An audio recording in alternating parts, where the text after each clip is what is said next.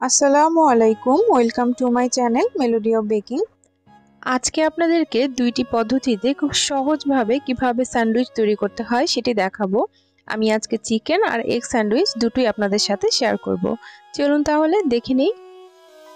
প্রথমে আমি এখানে একটা সিদ্ধ ডিম নিয়ে নিচ্ছি। এখন এই ডিমটাকে মাঝখানে টুকরো করে কুসুমটাকে আলাদা করে নিতে হবে। আপনারা চাইলে একসাথেও নিতে পারেন, কিন্তু আলাদা করে নেওয়াটাই বেশি ভালো। এখন ডিমের যে সাদা অংশটা দেখতে পাচ্ছেন, এটাকে ছোট ছোট টুকরা করে নিব। খুব বেশি বড় টুকরো করবেন না, এতে করে পরে ব্রেডের লেয়ারে দেওয়ার সময় এটা কিন্তু দেখতে অনেকটা বাজে লাগে।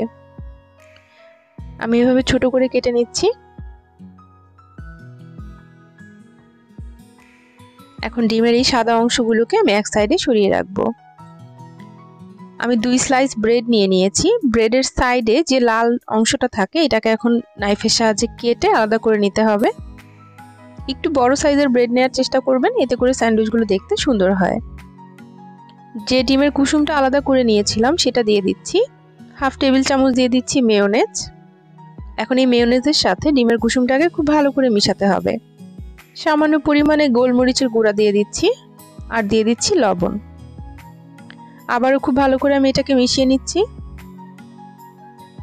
এখন ডিমের যে সাদা অংশ ছিল সেই সাদা অংশটাকে দিয়ে খুব ভালো করে আমি এটাকে মিশিয়ে নিব। ব্যাস, আমার মেশানো কিন্তু হয়ে গিয়েছে।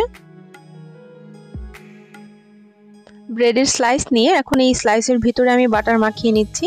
আপনারা চাইলে বাটার দিয়ে এটাকে একটু টোস্ট করেও নিতে পারেন, সেটাও কিন্তু খেতে ভালো লাগে। আমি সামান্য পরিমাণ বাটার দিয়ে দিচ্ছি। এখন এই বাটারের উপরে সামান্য পরিমাণে টমেটো সস দিয়ে দিব। এটা অপশনাল, আপনারা চাইলে শুধু বাটার ব্যবহার করতে পারেন, কিন্তু আমি টমেটো সস খেতে পছন্দ করি দেখে আমি একটু সস দিয়ে নিচ্ছি। এখন উপরের অংশে আমি খুব সুন্দর করে একটু আগে যে ডিমটা রেডি করে রেখেছিলাম সেটা দিয়ে দিব। একটু চেপে দিবেন।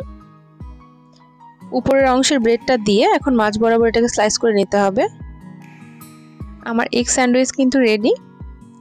এই যে দেখতেই পাচ্ছেন ভেতরের অংশটা দেখতে কেমন হয়েছে। এবার চলে যাব চিকেন স্যান্ডউইচ করতে। আমি এখানে ভাজা মুরগির মাংস নিয়ে নিয়েছি, দিয়ে দিচ্ছি শসা এবং গাজর কুচি, আরও দিয়ে দিচ্ছি মেয়োনেজ, টমেটো কেচাপ দিয়ে দিচ্ছি।